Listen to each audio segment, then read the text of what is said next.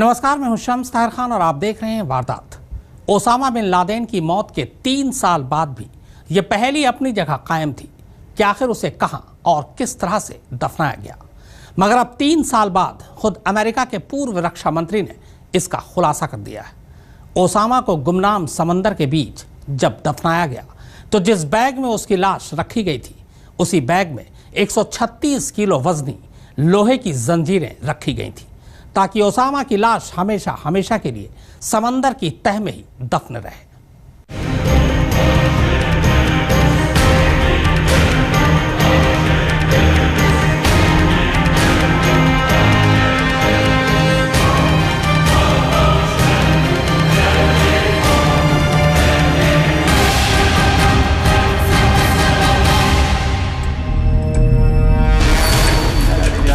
उसने दुनिया भर में नामालूम कितने बेगुनाहों की कब्र खोदी थी,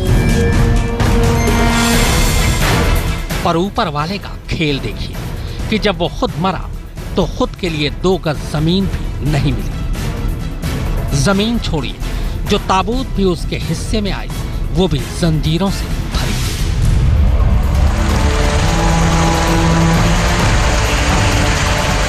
थी। ये तो आप सबको पता है कि अमेरिका ने ओसामा बिन लादेन को मारने के बाद उसकी लाश गुमनाम समंदर के बीचों बीच दफन कर दी थी। मगर ओसामा की लाश कैसे दफनाई गई? किस तरह के बैग में लाश रखी गई थी? क्यों उसकी लाश के साथ लोहे की वजनी जंजीरें डाली गई? और दफनाने से पहले कैसे उसके लिए दुआएं मांगी गई? इसका खुलासा अब हुआ है। अमेरिका के पूर्व रक्षा मंत्री और अमेरिकी खुफिया एजेंसी CIA के पूर्व निदेशक लियोन पैनेटा ने अपनी किताब में पहली बार ओसामा बिन लादेन के आखिरी सफर का खुलासा किया है। अमेरिका पाकिस्तान में ओसामा की लाश नहीं छोड़ना चाहता था।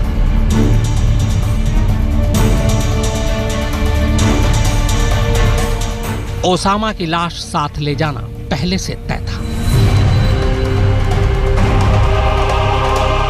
ओसामा को कहां दफनाना है ये भी पहले ही तय हो चुका था। लाश साथ ले जाने के लिए पहले से थी सारी तैयारी।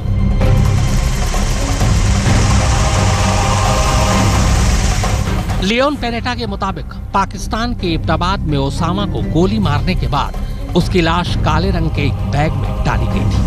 इसके बाद उस बैग को ऑपरेशन में इस्तेमाल हेलीकॉप्टर में रखकर अफगानिस्तान में अमेरिकी एयरबेस तक ले जाया गया। अमेरिकी एयरबेस से ओसामा की लाश को समंदर में इंतजार कर रहे विमान वाहक पोत USS कार्ल विंसन तक ले जाया गया।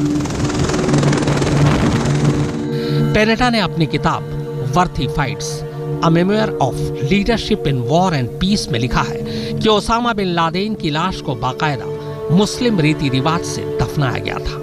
दफनाने से पहले बाकायदा ओसामा को सफेद कफन से ढका गया और अरबी में दुआएं पढ़ी।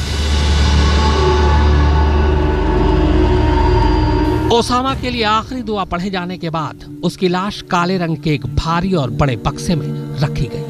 लोहे के बक्से का वजन काफी ज्यादा था, मगर इसके बावजूद लाश के साथ उसी बक्से में 300 पाउंड यानी कुल 136 किलो वजनी लोहे की जंजीर रखी गई। इसके बाद उस काले रंग के बक्से को समंदर में फेंक दिया गया। लाश के साथ बक्से में 136 किलो भारी जंजीर इसलिए रखी गई ताकि बक्सा हमेशा समंदर की तह में ही रहे, कभी ऊपर ना आ सके। ओसामा की लाश गुमनाम समंदर में इसलिए दफनाई गई क्योंकि अमेरिका नहीं चाहता था कि ओसामा की कहीं कब्र बने। अमेरिका को डर था कि ओसामा बिन लादेन को जहां भी दफनाया जाएगा वो जगह जिहादियों के लिए शहादत की निशानी बन जाएगी। ओसामा की कब्र न बनने देने के पीछे अमेरिका की सोच यही थी कि किसी भी हालत में मरने के बाद ओसामा को जिंदा न रहने दिया जाए। इसीलिए अमेरिका ने लाश को जमीन में दफनाने की बजाय समंदर में दफनाने का फैसला किया। पैनेटा ने अपनी किताब में यह भी खुलासा किया है कि कैसे एबटाबाद में ओसामा की मौत की खबर मिलने के बाद तत्कालीन पाकिस्तानी सेना अध्यक्ष जनरल कयानी के होश उड़ गए थे। पैनेटा ने लिखा है कि पहले ओसामा की मौत का ऐलान जनरल कयानी को ही करना था, क्योंकि ओसामा की मौत पाकिस्तान के एबटाबाद में हुई थी। मगर कयानी को डर था कि अगर उन्होंने ओसामा की मौत का ऐलान किया तो पाकिस्तान में कट्टरपंथी हंगामा मचा देंगे। लिहाजा जनरल कयानी ने अपील की कि अमेरिकी राष्ट्रपति बराक ओबामा ही ओसामा की मौत का ऐलान करें, और बाद में ऐसा ही हुआ। आज तक ब्यूरो। 2 मई 2011 को दुनिया के most wanted terrorist Osama bin Laden का खात्मा हुआ था, और इसके साथ ही 10 साल बाद अमेरिका ने 9/11 का बदला लिया। अब तक के सबसे बड़े और खतरनाक ऑपरेशन में अमेरिका ने पाकिस्तान में घुसकर ओसामा को मारा था। सिर्फ 38 मिनट के ऑपरेशन में ओसामा बिन लादेन खत्म हो गया। लेकिन आप ये जानकर हैरान रह जाएंगे कि इस 38 मिनट की तैयारी 9 साल तक चलती रही। All units, Irene. I say again, Irene.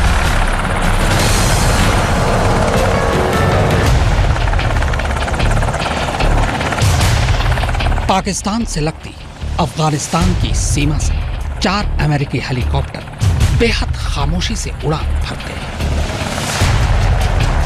चारों हेलीकॉप्टर में अमेरिकी नेवी सील्स के 40 स्पेशल कमांडोज तमाम आधुनिक हथियारों से लैस हैं।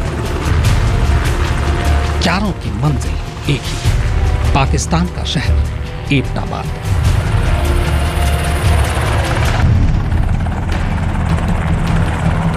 रात गहरा चुकी थी, पूरा शहर नींद की आगोश में था, और तभी 2 हेलीकॉप्टर एबटाबाद की इस गुमनाम हवेली के ऊपर आकर ठहर जाते हैं।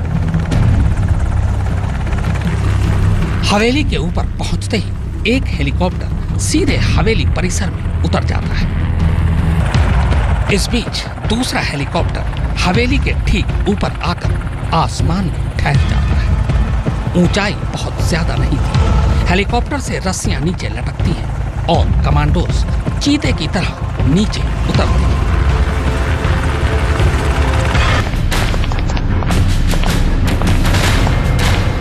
कमांडो सबसे पहले ग्राउंड फ्लोर में घुसते हैं, पर पूरा फ्लोर छान मारने के बाद भी उन्हें कोई नहीं मिलता। इसी बीच सील कमांडो की दूसरी टीम पहली मंजिल पर ही दूसरे कमरे में धावा बोल चुकी थी। इस कमरे में ओसामा का दूसरा कुरियर सो रहा था। कमांडो के कमरे में घुसते ही उसकी नींद तो खुल गई, लेकिन उसके हाथ पास रखे AK-47 तक पहुंचते उससे पहले ही सील कमांडो उसे मौत के घाट उतारते थे। चौकन्ने सील्स कमांडोज जैसे ही दूसरी मंजिल पर पहुंचते हैं, एक नौजवान तेजी से उनकी तरफ झपटता है। ये कोई और नहीं, ओसामा का 22 साल का बेटा खालिद है। उसके पास कोई हथियार नहीं था, पर जिस तरह से वो झपटा था, कमांडो तब तक उसे गोली मार चुके थे। ओसामा का बेटा सील्स कमांडो के हाथों मारा जाता है। इसके बाद सील्स कमांडोज दूसरी मंजिल के तमाम कमरों को खंगाल डालते हैं और कमरों में दुबके ओसामा के सभी रिश्तेदारों को बंधक बना लेते हैं।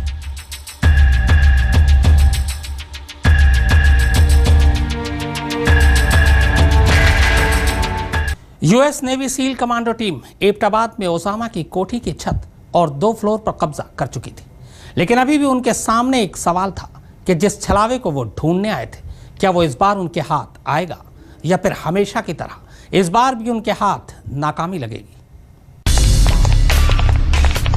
सेल्स कमांडोज की एक टीम पहले ही तीसरी मंजिल की छत पर कब्जा कर चुकी थी, यानी उसने ऊपर से तीसरी मंजिल को घेर रखा था। अब दूसरी टीम दबे पांव सीढ़ी के रास्ते तीसरी मंजिल की तरफ बढ़ती है। कमांडो ऊपर की तरफ जा ही रहे थे कि तभी एक बूढ़ा शख्स उसी सीढ़ी की तरफ आता दिखाई देता है। सील्स कमांडो फौरन उस पर फायर कर देता है, लेकिन गोली उसे नहीं लगती और वो उल्टे पांव कमरे की तरफ भागता है। इसके बाद जैसे ही वो दूसरे कमरे में घुसते हैं, तभी अचानक पर्दे में एक औरत उनके सामने दीवार बनकर खड़ी हो जाती है। जोखिम लेना खतरनाक था, लिहाजा सील्स कमांडो औरत के पैर में गोली मार देते हैं। गोली लगते ही वो नीचे गिर पड़ती है और उसके नीचे गिरते ही ठीक उसके पीछे खड़ा वो शख्स पहली बार नजर आता है जिसे अमेरिका पिछले 10 सालों से ढूंढ रहा है।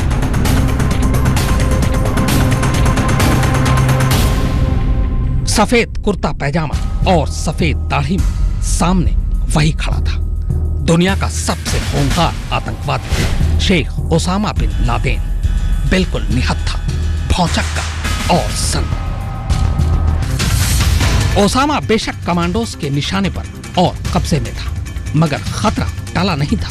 कुर्ता पैजामा पहने ओसामा ऊपर से भले ही निहत्था दिख रहा था, पर क्या पता उसने कपड़े के नीचे बम छुपा रखा हो।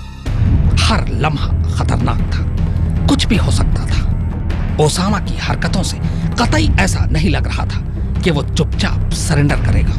लिहाजा बिना वक्त गंवाए एक कमांडो ओसामा को निशाने पर लेकर चीख पड़ा, डोंट मूव, डोंट मूव।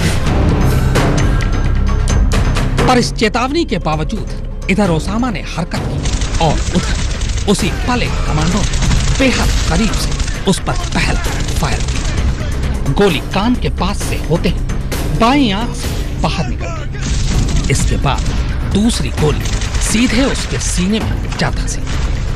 बस कुछ सेकंड के अंदर ही दुनिया का सबसे खूंखार आतंकवादी दम तोड़ चुका था। ओसामा मर चुका था।